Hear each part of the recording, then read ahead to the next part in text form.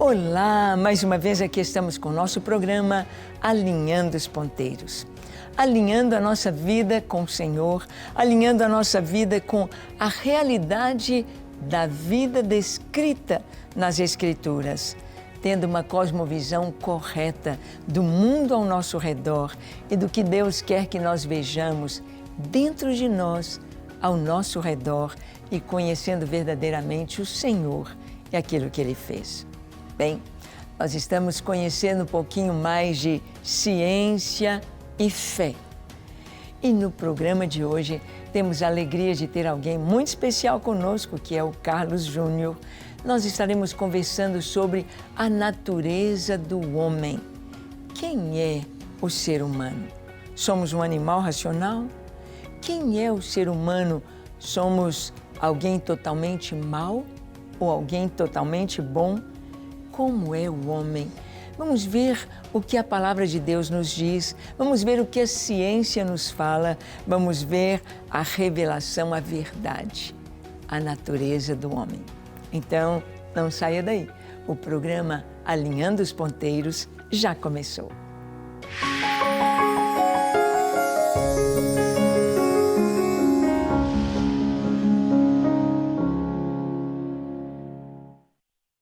Muito bem, nós sabemos que é muito importante termos bem definido quem nós somos, a natureza humana como ela é.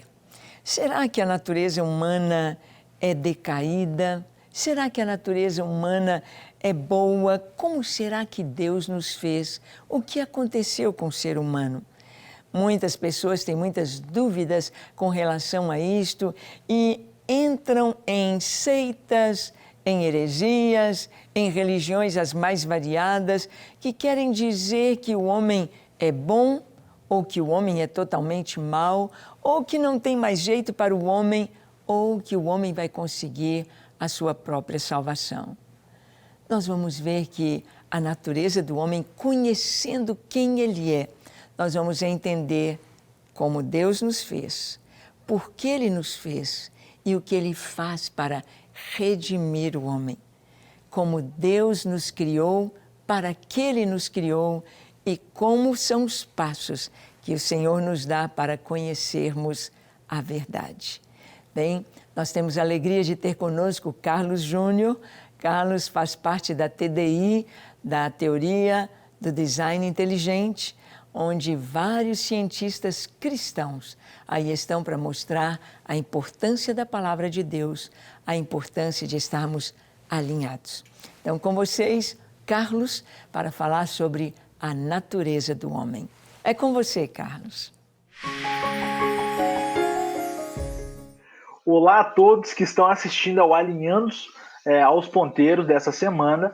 E hoje o tema é muito bacana para a gente conversar hoje aqui. É um tema que eu gosto muito de falar, que é sobre a natureza do homem. Gente, esse tema é extremamente fundamental, de uma importância assim, fora do comum. Mas vale ressaltar que não é um tema que é debatido há pouco tempo. Muita gente acha que a natureza do homem é algo que faz pouco tempo, essa geração que está debatendo se o homem é bom, o homem é mau, se existe verdades, não existem, mas não.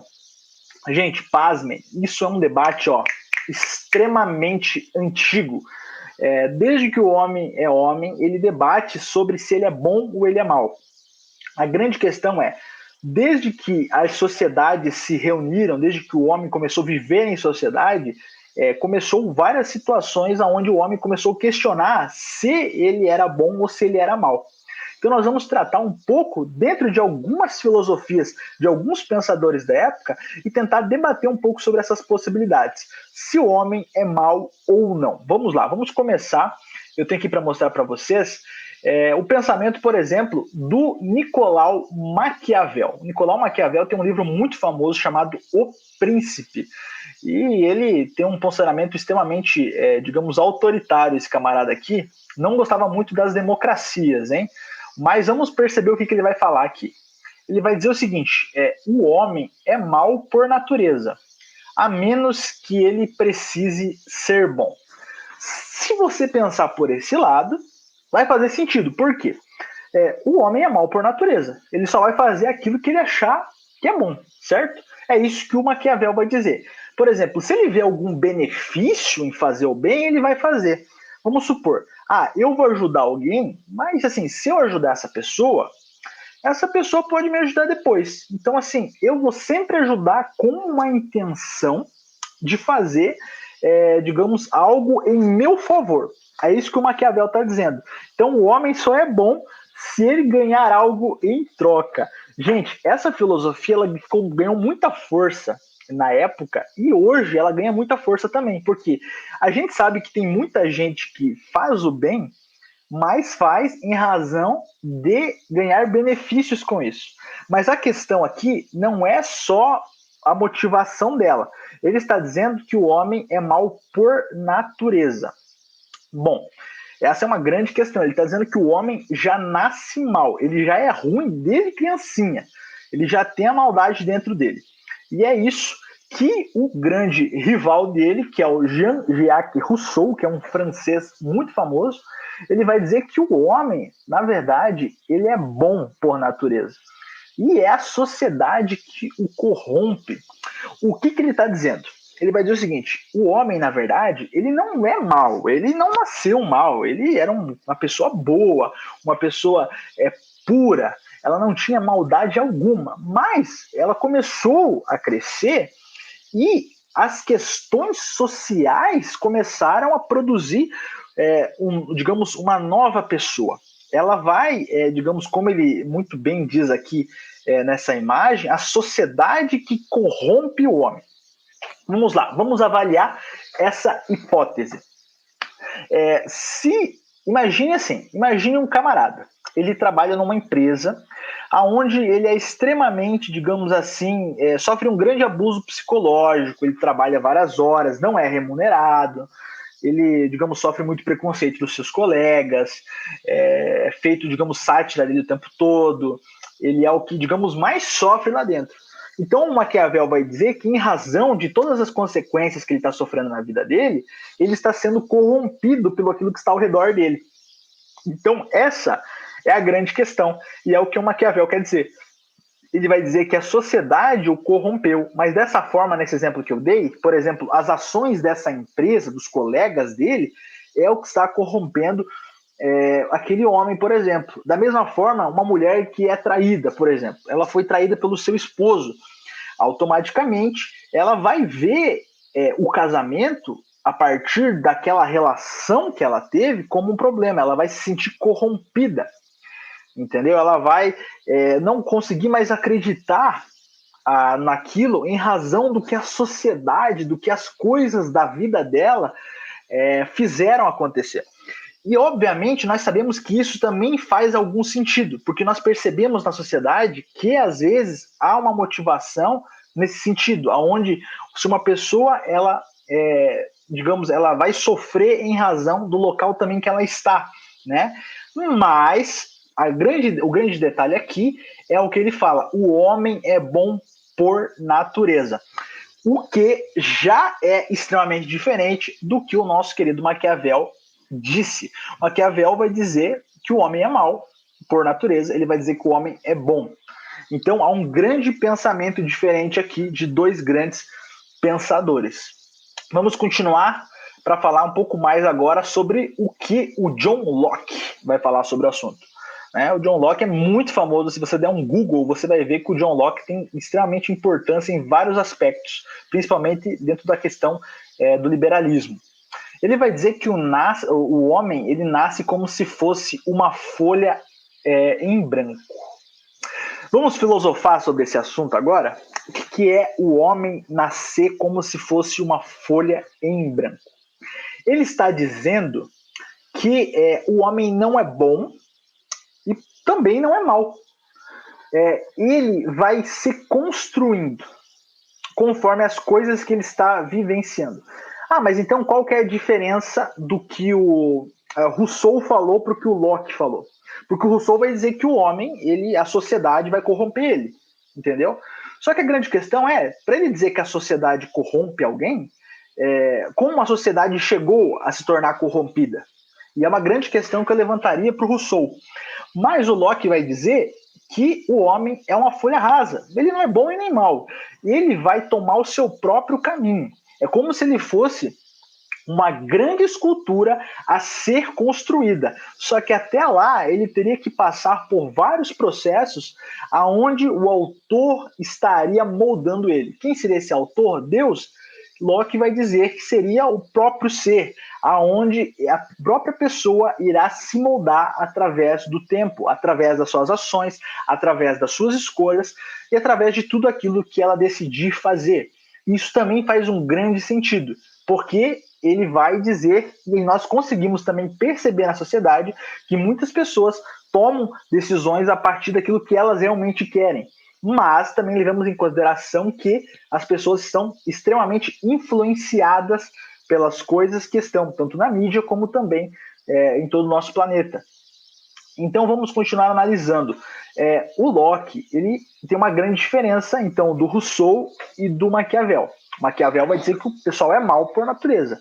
Rousseau vai dizer que é bom, ele vai dizer que ninguém é bom e nem mal. Somos apenas uma folha em branco.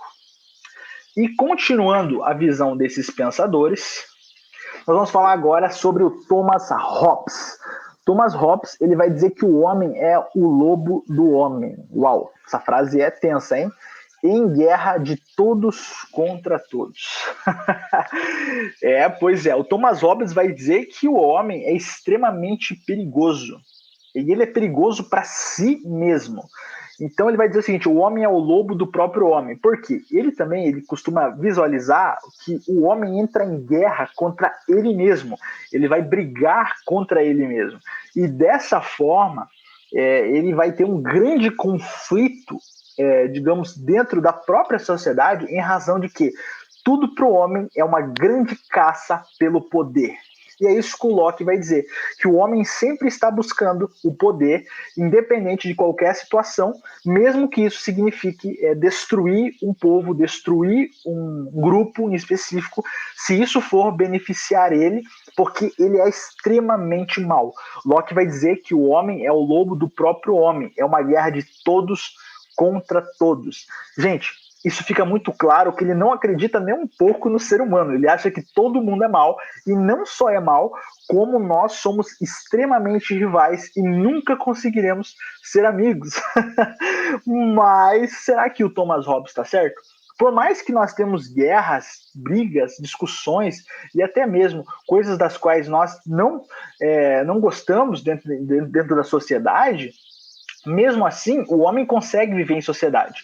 E dessa forma, o Locke ele vai dizer que a única forma de garantir a sobrevivência da sociedade em si é as leis. As leis de forma severa. Porque o homem é extremamente mau e perigoso. E ao mesmo tempo que o homem é perigoso, ele precisa de leis para proteger e comandar. Então ele vai dizer que o rei, a figura do rei, é fundamental para criar ordem e comandar, digamos assim, toda essa concepção de sociedade, fazendo que tudo ocorra bem. E mesmo com o rei poderia ser mau. Então ele disse que de toda forma tudo é ruim, tudo é perigoso. O Hobbes, de toda forma, ele era bem revoltado, tá bom? Mas voltando aqui para os outros pensadores, a diferença é: Maquiavel vai dizer que, então, o homem nasce mal, Rousseau vai dizer que o homem nasce bom, o Locke vai dizer que o homem não nasce bom nem mal, ele é uma pedra rasa, e o Hobbes vai dizer que é extremamente mal. E não só é mal, mas como vai ser sempre mal. É isso que o Hobbes vai dizer. Mas, continuando nossos pensadores, nós vamos conhecer um cara chamado Arthur Schopenhauer. Esse cara aqui, ele é bem sarcástico no que ele pensa sobre como o homem é, a natureza do homem. Ele vai dizer que o homem é um macaco cego, robusto, irracional, que carrega um macaco aleijado que enxerga. Vamos entender essa crítica dele? Primeiro, o homem é um macaco cego. Ele vai dizer que todos nós não temos visão. Talvez a visão que ele diga não é no literal, ok? É uma visão, quando ele fala sobre visão, ele está dizendo uma visão de ver o futuro, de ver as consequências, de ver, por exemplo, aqui ele pode dizer até mesmo de controle social, né? Então, por exemplo, o homem é um macaco robusto e irracional. Robusto, ele quer dizer que nós somos mão de obra, né? Nós somos extremamente mão de obra. A gente só serve só para o braçal.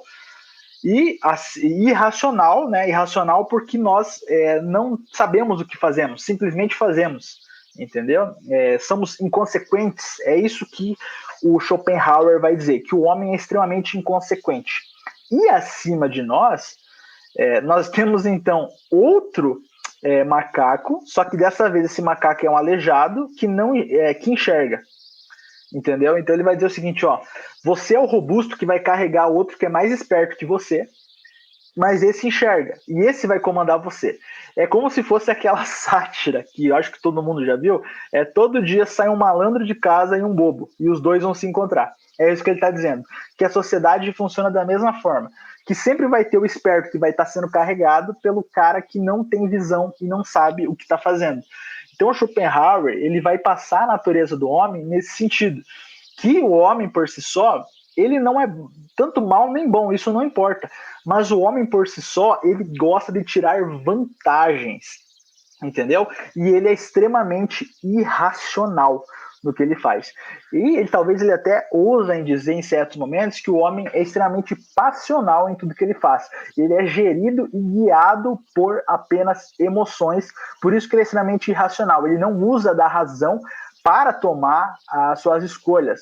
Ele apenas toma através das suas emoções. Então vamos continuar aqui. Nós vamos ter agora o Friedrich Nietzsche. Esse cara aqui que vai dizer que o homem é uma corda esticada entre o animal e o Superman. O que é isso? Ele vai dizer o seguinte, essa frase dele é um tanto quanto poética, porque o Nietzsche adorava mandar essas frases extremamente, sabe, digamos, cheia de mistério e ao mesmo tempo, né, onde os outros filósofos ficavam encantados, mas na verdade não tinha nada demais do que ele falava. Mas voltando para o que ele estava dizendo, ele vai dizer o seguinte, olha, nós somos uma corda esticada, né, entre um animal e um super-homem. O que seria isso? O animal seria algo, a representação que ele quer dizer aqui é algo irracional, tá? Um ser extremamente irracional que não sabe o que está fazendo, que não gere muito bem suas emoções, faz as coisas apenas com base em razões irracionais. O homem é extremamente irracional. Se ele tiver que fazer uma atrocidade, ele irá fazer. Entendeu? Mas ao mesmo tempo que esse homem pode fazer uma atrocidade, ele pode ser um super-homem. O que seria o super-homem na cosmovisão dele? Seria uma pessoa onde ela pode fazer coisas boas. Só que para o Nietzsche isso é um tanto quanto controverso, porque o mesmo não acreditava em verdades absolutas, e muito mesmo não acreditava no bem e no mal. Para ele isso eram coisas subjetivas, que cada um tinha sua interpretação do que poderia ser. Só que dessa forma, o que ele quer dizer o homem ele é apenas uma corda esticada, que pode estourar em qualquer um dos lados. Entendeu? Ele pode ser um cara que possa ser respeitado, amado, e a sociedade gostar dele, como ao mesmo tempo ele pode ser extremamente uma atrocidade para o ser humano, entendeu? Então essa é a cosmovisão desse pensamento dele. Só que quando nós falamos sobre todos esses pensamentos, nós também entendemos algumas questões que nós consideramos importantes. Por exemplo, o que será que a palavra de Deus nos fala sobre isso? Porque, gente, vamos analisar. Até agora nós falamos sobre de que o homem, qual é a natureza dele, certo? Mas o que a palavra de Deus nos fala? O que a palavra de Deus nos ensina? Será que o homem é bom ou mal?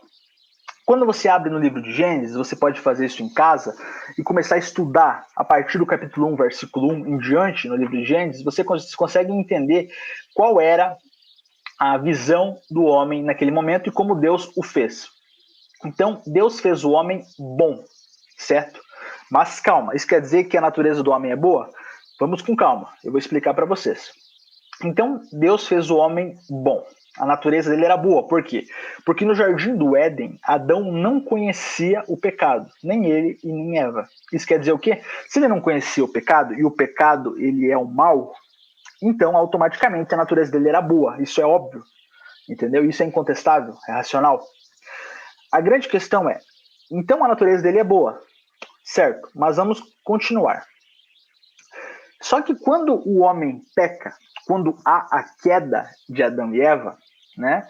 Quando há a queda de ambos e eles são expulsos do jardim do Éden, qual é o grande problema que nós observamos? É que a natureza do homem deixa de ser boa. Ah, mas como assim isso? Como você está se baseando no que para dizer isso? Na palavra de Deus, na Bíblia. Por quê? Quando o homem ele peca, ele come do fruto proibido, ele está deixando e possibilitando a entrada do mal na terra. Então ele se torna conhecedor, tá, do bem e do mal. Isso você vai encontrar no livro de Gênesis. Então, se ele se torna conhecedor do bem e do mal, automaticamente a natureza dele não é mais boa. Entendeu? Por quê? Porque o homem, então, ele se torna mal. Mas espera aí. Mas ele conhece o bem também. Então, por que ele não é uma pedra rasa, como John Locke diz, como ele conhece as duas coisas, por que ele não vai se construindo? Vamos lá. Vou continuar explicando para vocês.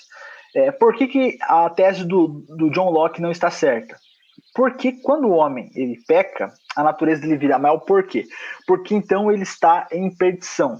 Porque no livro de Gênesis vai falar que o salário do pecado é a morte. Analise comigo. A morte, o que ela significa? Significa que acabou para o homem. Acabou, porque ele se tornou mal. Então, só tem um preço para o pecado: a morte. Então, cada vez que o homem peca, ele deveria assim o fazer, deveria deixar de existir. Mas Deus, em sua extrema misericórdia e amor, um amor extremamente maravilhoso, ele manda o seu Filho para que aquele crê não pereça, mas tenha vida eterna. E dessa forma, nós percebemos que o homem, quando ele aceita Jesus, o único sacrifício, o sacrifício santo, aquele que, digamos, acaba com todos os outros sacrifícios, porque apenas Cristo foi o sacrifício, aquele que nos salva, que nos tira da perdição, que nos tira do pecado, que nos limpa as nossas vestes. Então nós percebemos que quando o homem está no pecado, a sua natureza é mal. Mas, através da salvação de Cristo Jesus, então a nossa natureza era transformada e ela volta a ser como era no Jardim do Éden.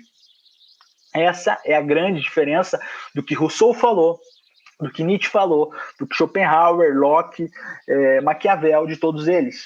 Essa é a grande diferença. A diferença é, com Cristo nós somos bons, verdadeiramente bons, porque não estamos fazendo em troca de ganhar algo em troca, como Maquiavel diz. Porque se você faz algo bom em troca de algo melhor ainda, quer dizer que você não fez porque você é bom, você fez porque queria algo em troca. Então, um verdadeiro cristão, ele deve fazer com a motivação de fazer o bem porque ele é bom. E isso o faz um verdadeiro cristão. Entendeu? Então, essa é a grande questão e o grande debate. A palavra de Deus nos mostra uma possibilidade de salvação através de Cristo Jesus e do seu grande sacrifício por todos nós. E por isso, a nossa natureza, ela volta a ser boa, assim como no Jardim do Éden. E por isso, todos vocês que estão assistindo e talvez não conheçam a Cristo, saiba que você tem uma grande esperança. E essa esperança está em Cristo Jesus. E somente dele, por meio dele e através dele, são todas as coisas. Ele é o único caminho até Deus. Então, entregue seu caminho a Cristo e tenha certeza de uma coisa: que a sua natureza, a partir disso, ela se torna extremamente boa. E você pode totalmente esquecer essas filosofias erradas, porque, na verdade, a única filosofia verdadeira e que realmente faz todo sentido é a filosofia que vem da palavra de Deus. Até o próximo programa e até mais. Muito bem, nós pudemos ouvir um pouquinho mais um cientista aí, mais um homem de Deus, nos trazendo esta verdade tão importante. Nós precisamos conhecer o que aconteceu, mas conhecer também o propósito de Deus para o ser humano. Não, Deus não nos fez e abandonou a nossa sorte dizendo: se virem. Vocês procuraram este caminho, agora encontrem o caminho de volta.